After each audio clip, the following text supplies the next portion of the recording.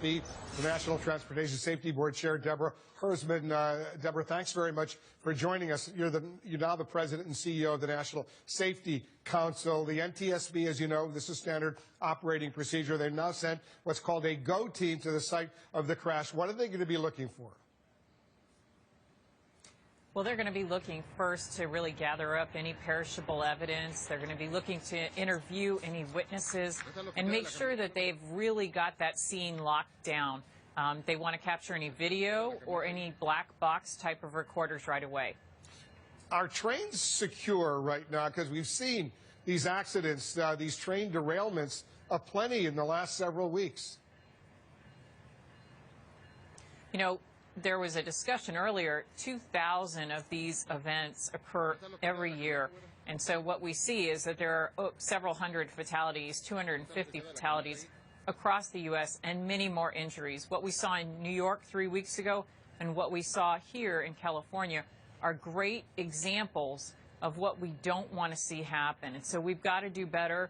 Certainly as a society, and for California, they lead the nation when it comes to fatalities at grade crossings. We know the driver in this particular case was driving a produce truck, but here's what worries a lot of experts, especially in this day of terror. What if that truck had been loaded with explosives? How do you deal with that? You know, we've seen so many times that these events actually result in something much more catastrophic than expected. Certainly, we often see the driver of the car, the driver of the truck being injured. But 3 weeks ago, we actually saw more fatalities on the train. And I think those really demonstrate to us, just in a single incident, how catastrophic the outcome could be.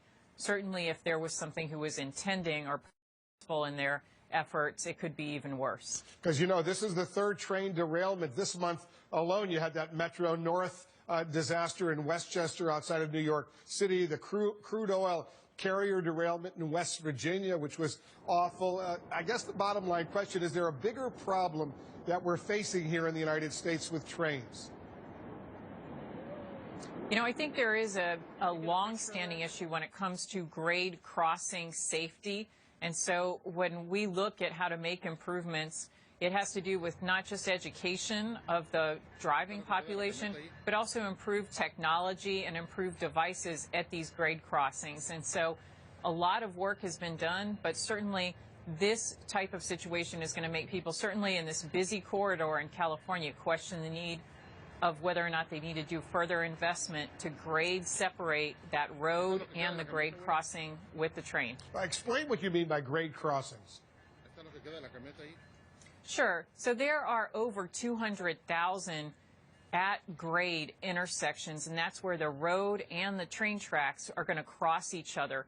And so there are over 200,000 of these across the U.S. About half of the accidents that occur, about half of the collisions, 50% of them that involve fatalities, actually occur at active grade crossings. And so some crossings only have a sign, that crossbuck, to tell you there's a train, and the drivers are responsible for stopping, looking, and listening.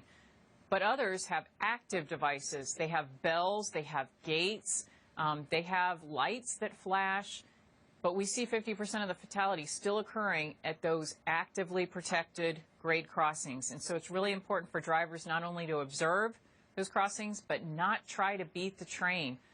Don't be impatient. And certainly don't be distracted when you're at a grade crossing so you miss hearing those bells and you miss seeing the lights and those gates coming down.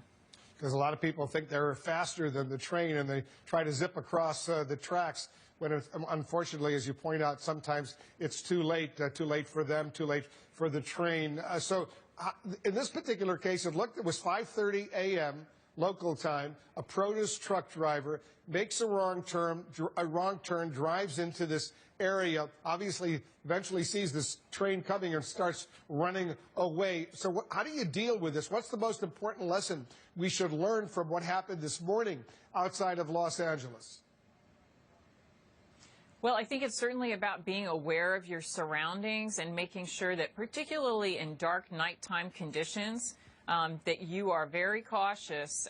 If you're not familiar with the area, making sure that you're well rested so you are not fatigued, and not distracted. And so once you get onto those tracks, and certainly with certain kind of trucks in certain situations, if you get stuck on those tracks, there's very little that can be done. And so it's about making sure you know where you are and not getting into that situation in the first place. That's good advice.